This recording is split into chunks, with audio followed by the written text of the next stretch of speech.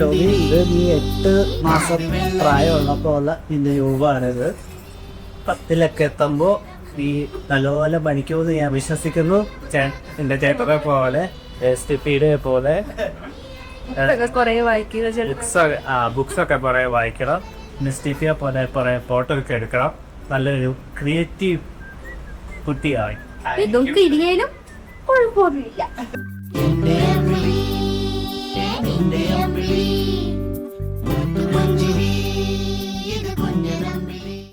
ടോബിയാസിന്റെ ചിരിയും കളിയും അതോടൊപ്പമുള്ള അമ്മയോടൊപ്പമുള്ള നിമിഷങ്ങളും നമുക്ക് എപ്പോഴും വിലപ്പെട്ടതും വിലമതിക്കാവുന്നു.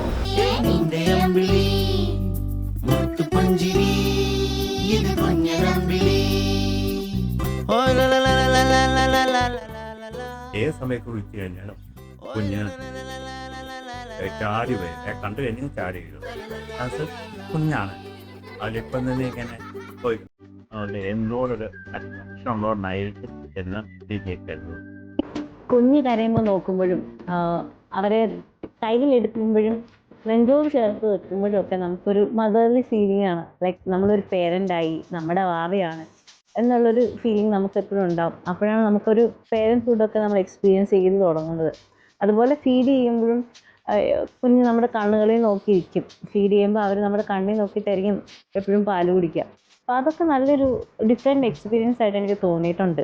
ടോബി ഉണ്ടായപ്പോൾ ഞാൻ ദുബായിലായിരുന്നു.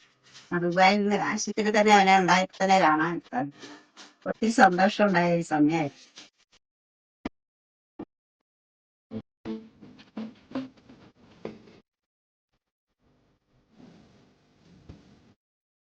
ടോബിയാസ് കുട്ടൻ ജനിച്ച ദിവസം ഞാൻ ഒരിക്കലും മറക്കൂല. അന്ന് മരുഭൂമിയിൽ മഴ പെയ്ത ദിവസമായിരുന്നു. More importantly, one of the most happiest days of my life. I just hope I will never let him down.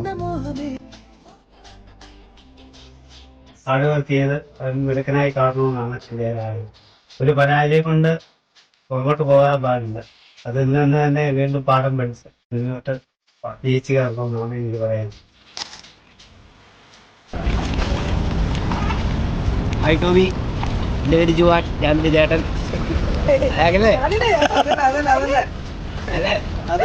Okay, ഇത് വേറെ പ്രശ്നവും വരും.